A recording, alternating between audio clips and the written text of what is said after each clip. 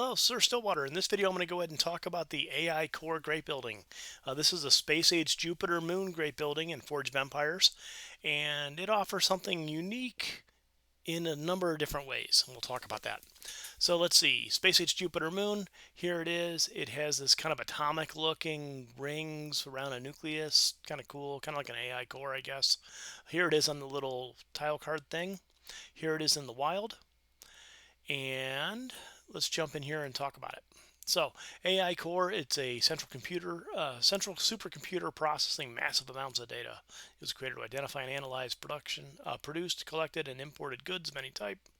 Okay, due to its unique deep learning algorithm, it can increase the special goods productivity of your main city, which is kind of interesting. You figure when this is probably added to the game, it's before all the big recent rah-rah about artificial intelligence and all that stuff. I mean, it was around, but that's every other word has artificial intelligence tied into it now. But that aside, we're going to talk about this great building. So let's see, Space Age Jupiter Moon construction cost $10.50 of each good, so it's pretty pricey to build. So I hope it's worth it. It's a 5x5. A road is required to place that building.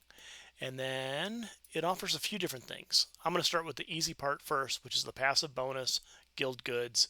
Basically, it contributes a number of each good from your era to the guild treasury, but it collects it first. And this is interesting. When I was doing this research for this, I kind of knew it was a guild building, like it was a guild good building, but I didn't think about how that may or may not affect rankings. I never even crossed my mind in all the years I've been playing this game how ranking points accumulate and all that stuff. So it's kind of an interesting twist.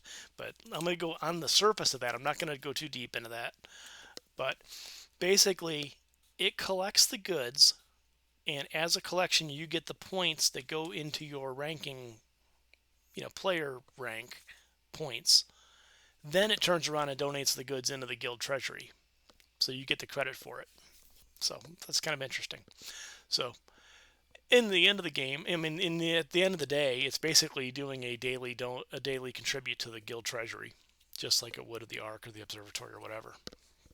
But that's kind of an interesting twist. I don't know if the other great buildings do that as well, or if that's unique to this building. I didn't deep dive that deep into that research. So, okay, so that's your daily passive bonus. Now, production bonus, if this is basically giving you a supply boost, similar to some of the other ones where you get a percentage boost of whatever, until you get to Arctic Future. So if you build this early like I did, I get a supply boost and any of my supply productions buildings once a day at a certain percentage of a little bit of a boost, so what. But if you're Arctic Future or above, where you have a special goods building, or special goods production building, like the Arctic Harbor as an example in Arctic Future, you get a boost on the production of the special good building instead, which can be substantial, in that sense. Because it can go up to, it's the first collection of the day, and it says it can go up to 50%, which I thought was kind of interesting. So, but that can make a big difference if you're in that game with those buildings. So, or same thing, 50% boost on your supplies if you're below Arctic Future. So that said, what's it cost to place this? It costs 100 FP to place it, which is really pretty affordable. Oh, really affordable considering the age of the building and what it costs you to place it in goods.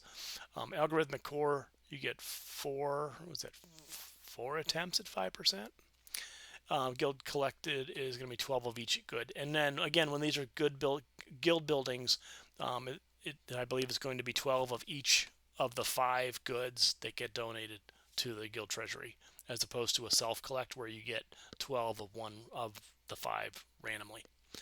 So, and then level 10, 1390, you get 5x17. So it's decent increase.